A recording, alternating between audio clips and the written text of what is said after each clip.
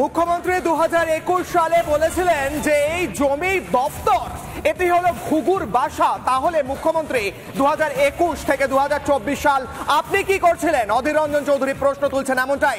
কি বলেছিলেন মমতা বন্দ্যোপাধ্যায় 2021 সালে? শুনবো। বিএলআরও কে আছেন? হ্যাঁ ম্যাডাম আছি। তো আপনারা কেন দেখছেন না এলআর ডিপার্টমেন্ট কাজ করছে না দীর্ঘদিন ধরে? ম্যাডাম ওখানে 3টে সিট আছে, তার মধ্যে অলরেডি একটা সিটের কাজ শুরু হয়ে গেছে, আর 2টো সিট বাকি আছে। এত বাকি কেন রেখে দিচ্ছেন? একটু করুন না, একটু গা লাগিয়ে ভালো করে করুন না। এই দুয়ারে সরকারে এলআর এর পার্টটারে জমির সমস্যাটা রাখো তো, দুয়ারে সরকারে এটা প্রায়োরিটি দাও। কারণ এলআর ডিপার্টমেন্টে আমি দেখি যে পুরো ঘুঘুর বাসা, এটাকে ভাঙতে হবে, ঘুঘুর বাসাটাকে ভাঙতে হবে, এবং ভাঙার দায়িত্ব আমার অফিসারদেরই, এবং স্থানীয় মানুষের কমপ্লেন যাতে না আসে। 2021 সালে মুখ্যমন্ত্রী বলেছিলেন ঘুঘুর বাসা ভাঙতে হবে। 2024 সাল মুখ্যমন্ত্রীকে জিজ্ঞেস করছি, ঘুঘুর বাসা কি ভাঙতে পেরেছেন আপনার দপ্তর, আপনার মন্ত্রীরা বা আপনি? এটা প্রশ্ন বাংলার মানুষের, প্রশ্ন করছে বিরোধী দলগুলো। বিজেপি এবং বামেরা কি বলছে এই বিষয়ে শুনবো। এই যে জবরদখল এবং জমি দখল, it has become a common feature in West Bengal. কিন্তু মানুষদের এত অত্যাচার করা হচ্ছে যে তারা এগিয়ে এসে বলতে পারছে না। আমি প্রশাসনকে বলবো, প্রশাসনের নিজস্ব যে গোয়েন্দা বিভাগ তাদেরকেও বলবো, প্লিজ লুক ইনটু ইট। কারণ আপনারা এই করতে করতে পুরো পশ্চিমবঙ্গটাকে ভেঙে খান খান করে দেবেন। আপনাদের মানবতা সমস্ত কিছু ঊর্ধ্বে আপনাদের পকেট ভরানো। জমি দপ্তর, কৃষি দপ্তর, এগুলি সবগুলি একসময় মুখ্যমন্ত্রীর হাতে ছিল। চট্টোপাধ্যায় ট্রেড ইউনিয়ন লিডার, যাই থাকুক ট্রেড ইউনিয়ন লিডার হিসেবে খ্যাত। তো যাকে মনে করবেন উনিও সব জানতা, উনিও সব বুঝেন। এখন হচ্ছে একদিকে শোভনদেব চ্যাটার্জি, তার সাথে আছেন এখন প্রদীপ মজুমদার, প্রাক্তন আমলা। এরা মিলে সব ঠিক করে। তো জমি চুরি হবে, কেলেঙ্কারি হবে, এটা কি নতুন কথা নাকি? একটা আমরা কি বলেছি, তৃণমূল দলটা প্রাতিষ্ঠানিকভাবে এটা হচ্ছে দুর্নীতিগ্রস্ত। সেটা একবার হাতে যদি পছন্দ হলে শরীরের সমস্ত অঙ্গ প্রত্যঙ্গই পছন্দ। বিরোধী রাজনৈতিক দলগুলো কি বলছে শুনলাম, কিন্তু প্রশ্ন হচ্ছে পশ্চিমবঙ্গে দরিদ্র বহু মানুষ থাকার জায়গা পায় না, সেখানে জমির লুট, ভূমির লুট কিভাবে আটকানো হবে? কি বলছেন রাজনীতির বাইরে যারা রয়েছেন, আইনজীবী থেকে বুদ্ধিজীবী এবং অন্যান্য বিদ্বজনরা? শুনবো। গ্রাউন্ড লেভেলে রাজনীতি করতে গিয়ে কিছু কিছু খবর যেটা আসছে সেটা কিন্তু খুব ভালো নয়, এবং আমার ধারণা অধীর চৌধুরী খুব একটা ভুল কিছু বলছেন না। একটু প্রান্তিক এলাকায় সেখানে যেভাবে জমির মালিকানা বদল হয়ে যাচ্ছে, জমির মালিক জানে না, বিক্রি হয়ে যাচ্ছে, স্থানীয় বিএলআরওর ভূমিকা নিয়ে কোনো প্রশ্ন দেখা দিচ্ছে, ফলে এই জমির লুট যেটা সেটা কিন্তু ঘটছে। প্লাস কিছু মানুষ পয়সা দিয়ে জমি নিয়ে সেখানে বানিয়ে ফেলছে ইটের ভাটা, পাশের জমিগুলো ক্রমশ নষ্ট হচ্ছে, সেগুলো চাষযোগ্য থাকছে না।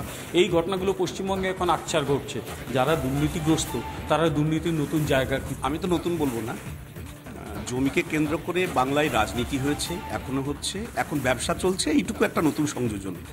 এই আরবানাইজেশন প্রক্রিয়া যত হবে তত জমির চাহিদা বাড়বে, এবং জমিকে কেন্দ্র করে আমি এইভাবে বলবো যে জমিকে কেন্দ্র করে জুয়া খেলা, জমিকে কেন্দ্র করে ফাটকাবাজি, মাফিয়া, এই সমস্ত নেক্সাসগুলো কাজ করবে। তাতে ব্যবসায়ীরা থাকবে, প্রমোটাররা থাকবে, তার সঙ্গে সঙ্গে প্রশাসন থাকবে এবং রাজনীতির কারবারিরাও থাকবে। খুব দুঃখের যে চারিদিকে দুর্নীতি, এবং যা পাচ্ছে সম্পদ পাচ্ছে সেগুলো লুটে কেউ নিচ্ছে, এবং প্রশাসনের মদত সেখানে রয়েছে, রাজনৈতিক নেতারা সেখানে রয়েছে।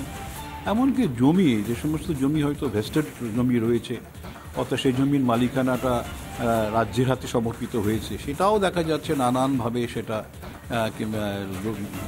জমির যে স্ট্যাটাস সেটা পাল্টে দেওয়া হচ্ছে, পাল্টে দিয়ে সেগুলোকেও কেড়ে নিচ্ছে। এগুলো আকছার ঘটছে, এবং যে জায়গায় চলে যাচ্ছে এখান থেকে আমাদের খুবই হতাশা লাগছে, যেখান থেকে কোনো মুক্তির কোনো উপায় আছে কিনা। এই সার্বিক দুর্নীতি আমার মনে হয় সে শিক্ষা থেকে শুরু করে যেখানেই দেখা যায়, যেখানেই চোখ মেলে শুধু অসীম দুর্নীতি। এই যে একটা অবস্থা রয়েছে, আমরা মাঝে মধ্যেই বুঝতে পারি না যেখান থেকে মুক্তির কোনো জায়গা আছে কিনা। যে জমি সংক্রান্ত, জমি জায়গা নিয়ে যে কি বিরাট বড় কেলেঙ্কারি রাজ্যে চলছে, তার ধারণার বাইরে। জমি সংক্রান্ত যদি এত দুর্নীতি হয় তাহলে কোন শিল্প এখানে রাজ্যে আসবে?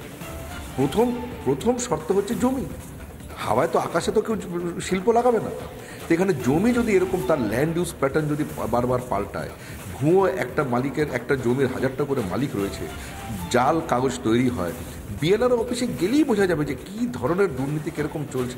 অধীরবাবু কথা বলছেন নাকি? দেখুন 3 নম্বর যিনি থাকেন তার কথার কোনো মূল্য আছে নাকি? আর দিদি ওই কথা কখন বলেছেন?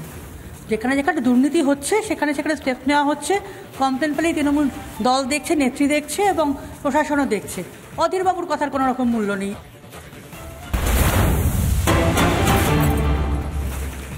জমির লুট হচ্ছে সেই খবর তুলে ধরলাম, কিন্তু শুধু জমি, বালি, পাথর, জমি সমস্ত কিছু লুট হচ্ছে এই বাংলায়। অভিযোগ উঠছে বারবার, কয়লা থেকে পাথর, বালি থেকে জমি। এই মুহূর্তে যে ছবি দেখাবো, বালির লুট চলছে কাকসা নদীর তীরে যে তীরবর্তী এলাকা রয়েছে সেখান থেকে অবৈধভাবে বালির লুট চলছে এবং সেই ছবি এক্সক্লুসিভ এই মুহূর্তে রিপাবলিক বাংলার পর্দায় উঠে আসছে। এই দেখুন, এই বালির লুট চলছে, এই লরির ভেতর বালি তোলা হচ্ছে এবং সেই বালি পাচার করা হচ্ছে। প্রশ্ন হচ্ছে কে অনুমতি দিয়েছে বেআইনি এই কাজ করার, অবৈধভাবে বালি লুট করার? কে অনুমতি দিয়েছে? কিভাবে এই কাজ হচ্ছে? এই সমস্ত প্রতিবেদন তুলে ধরেছেন আমাদের প্রতিনিধি রমেনের প্রতিবেদন। নম্বর জাতীয় সড়ক বলা যেতে পারে অবৈধ বালি পাচারের করিডোর। বিভিন্ন বালিঘাট থেকে পশ্চিম বর্ধমানের যে 2 নদ, অজয় এবং দামোদরের বিভিন্ন বালিঘাট, সেই বালিঘাট থেকে লরি বোঝাই বালি এই রাস্তা দিয়েই রাজ্যের বিভিন্ন জায়গায় ছড়িয়ে পড়ে এবং এই ভরা বর্ষায় নদী থেকে যেভাবে বেআইনি ভাবে বালি উত্তোলন করা হচ্ছে, গ্রিন ট্রাইব্যুনাল এবং উচ্চ আদালতের নির্দেশকে অমান্য করে তার বিরুদ্ধেই সরব হয়েছে আদিবাসী সংগঠন। তারা মাননীয় মুখ্যমন্ত্রীর কাছে অভিযোগ জানিয়েছে, অবিলম্বে ব্যবস্থা না নিলে অদূর ভবিষ্যতে নদী সংলগ্ন এলাকায় কোনো কৃষি জমি থাকবে না। এই গুরুতর অভিযোগ পাওয়ার পর প্রশাসন কোনো ব্যবস্থা নেয় কিনা সেটাই এখন দেখার। ক্যামেরায় তাপসের সঙ্গে রমেন মজুমদারের রিপোর্ট, রিপাবলিক বাংলা, দুর্গাপুর। অবৈধভাবে জমির লুট, অবৈধভাবে বালির লুট, পাথরের লুট, কয়লার লুট, আর কি কি লুট হবে? আদিবাসী সংগঠন যারা এই সব জমির সঙ্গে যুক্ত, যারা এই অভিযোগ তুলছে বালি লুটের, তারা বলছেন তারা মুখ্যমন্ত্রী পর্যন্ত যাওয়ার চেষ্টা করেছেন, জানিয়েছেন। কি বলছেন আদিবাসী নেতৃত্ব এবং স্থানীয় বিজেপি নেতৃত্ব, শুনবো। আমরা দীর্ঘদিন ধরে দেখে আসছি যে এইখানে এই বেআইনি বালি মাফিয়ারা এই আমাদের অজয় নদী থেকে দিন দুপুরে রাতের অন্ধকারে সব সময় এই বালিগুলো এখান থেকে তুলে করে অন্য জায়গায় এরা কারবার করছে। আদিবাসীদের যে জমিগুলো আছে, এভাবে ওরা যদি বালি উত্তোলন করে তাহলে ওইখানে পাড় ভেঙে যাওয়ার আশঙ্কা আছে। আমাদের আদিবাসীরা অনেক আতঙ্কের মধ্যে আছে। যদি প্রশাসনের কাছে এটাই আমাদের আবেদন থাকবে, যাতে খুব দ্রুত যাতে বালি উত্তোলন চলছে সেই বালি উত্তোলন যাতে। আর রাজ্যের সরকার কিছুদিন আগে কথা দিয়েছিলেন বাংলার মানুষকে যে মিনারেল কর্পোরেশন তৈরি করে পি মোহন গান্ধীকে বসিয়ে সেখানে যে হচ্ছে এই লুটের পরিকল্পনা করছে, সেটা বাংলার মানুষ এই নির্বাচনের মধ্যে দিয়ে বুঝতে পারছে যে কাদেরকে ক্ষমতায় আনা হয়েছে। এরা ভোট লুট, বালি লুট, সর্বত্র লুটের রাজনীতি করে চলেছে তৃণমূল কংগ্রেস। আমরা উত্তর পাওয়ার চেষ্টা করেছিলাম পঞ্চায়েত মন্ত্রী এবং তারই সঙ্গে সঙ্গে ভূমি দপ্তরের অ্যাসিস্ট্যান্ট ডিরেক্টর, তার সঙ্গে কথা বলেছিলাম, প্রশ্ন করেছিলাম কেন এইভাবে অবৈধ কাজ চলছে, কি বলছেন তারা, শুনবো। আমি জানি যে ওখানে বন্ধ আছে সব কিছু। কালকে আমি নিজে পার্সোনালি গেছিলাম ওই এলাকাতে, সেরকম কিছু ছিল না। এখন আপনার কাছে আমি শুনছি, রিসেন্টলি তো আমি জয়েন করেছি, আমি নিজে পার্সোনালি এরিয়া ভিজিট করবো। আর আজকে দেখি আমি সঙ্গে পার্সোনালি ভিজিট করবো, দেখবো কি আছে। Thank you for information. যে কোনো রকমের বালি ঢোকার ব্যাপারে আমাদের সরকার কড়া নির্দেশ দিয়েছেন। যদি কোনো স্পেসিফিক কারোর কাছে কোনো নালিশ থাকে আমায় দিন, আমি এক্ষুনি এই আজকের 1 ঘন্টার ভেতরে আমি কমিশনের দৃষ্টি আকর্ষণ করব এবং এই প্রতিরোধ করতেই হবে।